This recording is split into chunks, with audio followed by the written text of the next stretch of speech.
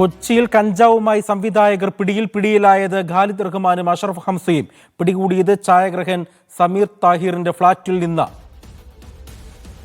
മുജതബയുണ്ട് വിവരങ്ങൾ നൽകാനായി. മുജതബ, എപ്പോഴാണ് ഈ സംഭവം നടക്കുന്നത്? മലയാളത്തിന്റെ പ്രമുഖരായ രണ്ട് സംവിധായകരാണ്.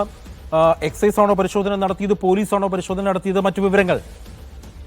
അജീൻ, ഏറ്റവും പ്രധാനപ്പെട്ട വാർത്ത വരുന്നത് രാത്രി 2 മണിയോടടുത്ത് ഈ കൊച്ചിയിൽ ഒരു ഫ്ളാറ്റിൽ നടത്തിയ പരിശോധനയിലാണ് ഈ സംവിധായകർ പിടിയിലായിരിക്കുന്നത്. ഖാലിദ് റഹ്മാൻ, അഷ്റഫ് ഹംസ എന്നിവരാണ് കൊച്ചിയിൽ ഒരു ഫ്ളാറ്റിൽ നിന്ന് എക്സൈസിന്റെ പിടിയിലായിരിക്കുന്നത്. രഹസ്യവിവരത്തിന്റെ അടിസ്ഥാനത്തിൽ നടത്തിയ പരിശോധനയിലാണ് ഹൈബ്രിഡ് കഞ്ചാവ് ഇവരിൽ നിന്ന് പിടികൂടിയത്. 1.5 ഗ്രാം ഹൈബ്രിഡ് കഞ്ചാവ് ഇവരുടെ കയ്യിൽ നിന്ന് പിടിക്കുകയും അതിനനുസരിച്ച് പിന്നീട് അറസ്റ്റ് രേഖപ്പെടുത്തുകയും ചെയ്തിരിക്കുന്നു. എന്തായാലും ഈ വിഷയത്തിൽ അല്പസമയം മുമ്പ് കൊച്ചിയിലുള്ള എക്സൈസിന്റെ ഓഫീസിലെത്തി മറ്റു നടപടിക്രമങ്ങൾ പൂർത്തിയാക്കി ഇവരെ ജാമ്യത്തിൽ വിടുകയും ചെയ്തിരിക്കുന്നു. പ്രധാനമായും ഈ വിഷയവുമായി ബന്ധപ്പെട്ട് ചേർത്ത് വായിക്കേണ്ടത്, കഴിഞ്ഞ ഏറെ നാളുകളായി ലഹരിയുമായി ബന്ധപ്പെട്ട് എക്സൈസും പോലീസും നടത്തുന്ന വിവിധ ഓപ്പറേഷനുകൾ, അതിന്റെ ഭാഗമായി സിനിമാ മേഖലയിലേക്ക് കൂടി പരിശോധന വ്യാപിപ്പിക്കുന്നു എന്നതുൾപ്പെടെ ഏറ്റവും പ്രധാനമായി ഇതോടൊപ്പം കാണേണ്ടതാണ്. ആ വിഷയത്തിലാണ് എക്സൈസ് ഇപ്പോൾ സിനിമാ മേഖല കേന്ദ്രീകരിച്ച് നടത്തുന്ന ഒട്ടേറെ വിവരങ്ങൾ നേരത്തെ തന്നെ എക്സൈസിനും പോലീസിനും ഒക്കെ ലഭിച്ചിരുന്നെങ്കിൽ പോലും പരിശോധനകൾ നടത്താനും കൃത്യമായ തെളിവുകളുടെ അടിസ്ഥാനത്തിൽ ഇത്തരത്തിലുള്ള